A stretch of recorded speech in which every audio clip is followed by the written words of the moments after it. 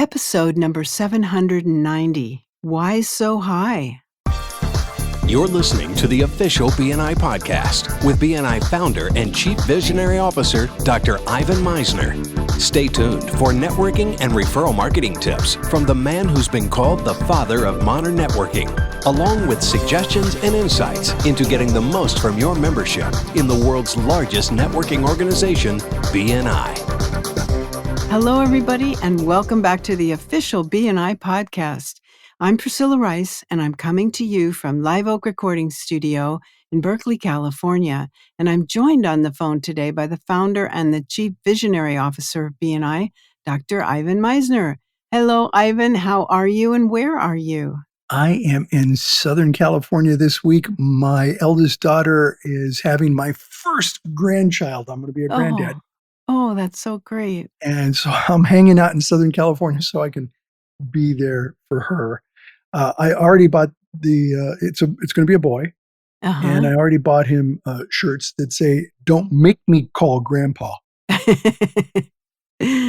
Okay. And I've got even better ones, but I like that one. Oh, that's so cute. You're going to have so much fun. Yeah. Okay, so what is this interesting podcast? It has a great title. Why So High? Why so high? All right. I'm going to give away some secrets here.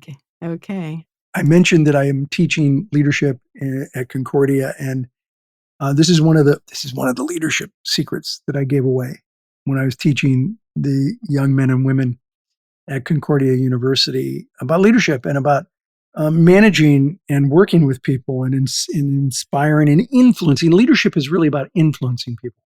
And years ago, I began using a technique in BNI that was a game changer in dealing with negative attitudes about some issue that might arise within a group of people. And it's a variation of a concept that I learned through discussions with my friend, Dr. Mark McCurgow, who is the author of the Solutions Focus book. And I use this in BNI. I have used it for many years. It's a secret. I've never shared this with anyone, but it's an incredibly effective technique. You know, it's often human nature to focus on problems and not the solutions. In fact, many times people seem to fixate on the problems over and over and over again. They focus on them to the point that they become experts on the problem. Mm-hmm. And I've discovered that it's critical that we facilitate a mindset reset with people like this in any organization to get them to focus on the solutions instead of the problems. For example, when talking to a group of franchisees or employees or members of BNI, I learned to ask a series of questions about the anxiety that they had on any particular issue. For instance, I might ask a group, particularly a BNI chapter, what are some of the things that are a concern for you? And sometimes they'll say something like, referrals. We're not getting enough quality referrals. And once I knew the problem, I was able to apply the process. And here's the why so high process. First, I would start by telling them that I think I can help them with the solution to this problem. And I would ask the person who posed the problem the following question. On a scale from 1 to 10, with 1 meaning that you're getting no quality referrals at all, and 10 meaning that you're getting more quality referrals than you ever imagined, what score would you give the problem?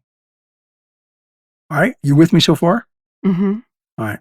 Now, ironically, people to whom I've asked this type of question almost always say something close to a 4. They'd say a 3 or 4. So in this example, let's say the person says to me that the score they give the problem is a 4. My response to the statement is always, why so high? And when I say that, the person almost always looks totally perplexed and says something like, no, I said a 4. That's low, right? And I respond by saying, yeah, I understand. You said a 4 out of 10. But my question is, why did you say 4 instead of a 3 or a 2 or a 1?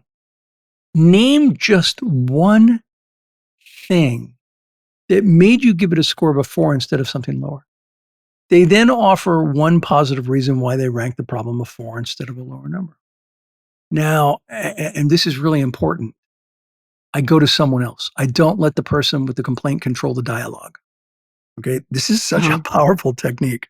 I go to the rest of the room and I say, someone else, give me just one factor for you, just one, that is working for you on this issue. Now, if it's at all possible, if you could write this on a flip chart, that's fantastic, so that you get a list.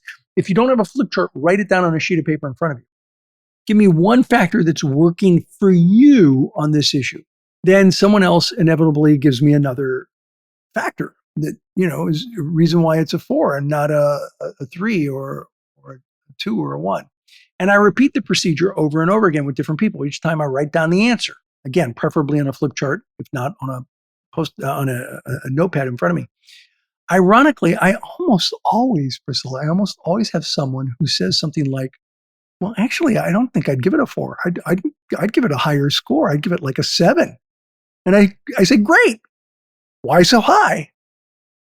And they add their thought to the list, which I write down on the flip chart or the notepad. Now, once I have a fair number of ideas, somewhere between 8 and 12, I review the entire list with everyone, stopping on the items that I think are particularly effective and explaining why I believe they are so effective.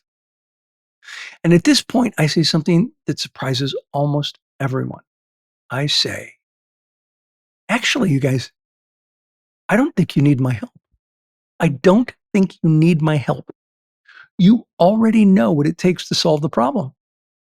You've done a fantastic job of outlining almost everything that it takes to overcome your challenge about referrals and to be successful with this very list. And if you do most of the things on this list consistently that you gave me, you're going to create one of the most successful groups we have in the organization.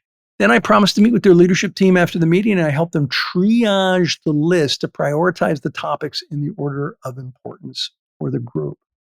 I have found, Priscilla, that all too often when people are facing a problem, they just focus on the negatives.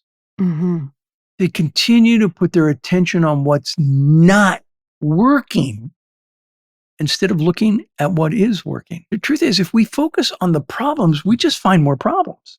However, if we focus on the solutions, we find more solutions. Solutions are what the world needs. We have enough problems. There's plenty of problems. It's the solutions. And this technique is, I have found, one of the best techniques I've ever experienced to get people to focus on how do you solve the problem instead of how do you solve the problem instead of obsessing about the problem. And by asking people, well, why so high? Why did you give it that score instead of a lower score? They give you a reason, and that reason is a good one. And if you take another good one and another good one and another good one and another good one, you end up having all the answers necessary to succeed. The why so high technique is one of the most effective techniques that I've ever used to get people to focus on solutions rather than problems. And this is one of my biggest secrets. I've never shared this publicly. What do you think? I think it's great. It's like reverse psychology, right? That's why it's working. Yeah, I hadn't thought of it as reverse psychology. It might be. I've thought of it as, most of you, we individually have the answers, but as a collective, we haven't thought about them. And as a collective, if we think about the answers, the sum of the whole is genuinely greater than the individual parts. That's the way I've thought of it. Is, rather than me stand up and tell you look, I could stand up in front of a chapter and tell them what they're doing wrong. I've done it before and it didn't go over well. Yeah. Because I'm an outsider telling them what they're doing wrong. That doesn't work. Instead, get people to talk about what is working, even if it's not working great, what is working. And if you focus on what is working over and over and over again, then you get the solutions. And that's where the sum of the whole becomes greater than. That's neat. I really like that. It's a great technique. I urge you to, if you're listening to this podcast, to try it, not only in BNI, but try it in your business. do what I'm talking about. It's amazing how incredible it works when you get people focusing on solutions rather than problems. Thanks, Priscilla. You're welcome. Thank you. That's so interesting. Okay, well, this podcast has been sponsored by MeisnerAudioprograms.com. These audio programs will provide you with the tools and the inspiration to powerfully enhance your BNI experience. So check out the great material that's available to you at MeisnerAudioprograms.com and then use the promo code IVAN50 for 50% off of everything. All of the proceeds go to the BNI Foundation. Thank you so much for listening. This is Priscilla Rice, and we look forward to having you join us again next week for another exciting episode of the official BNI podcast.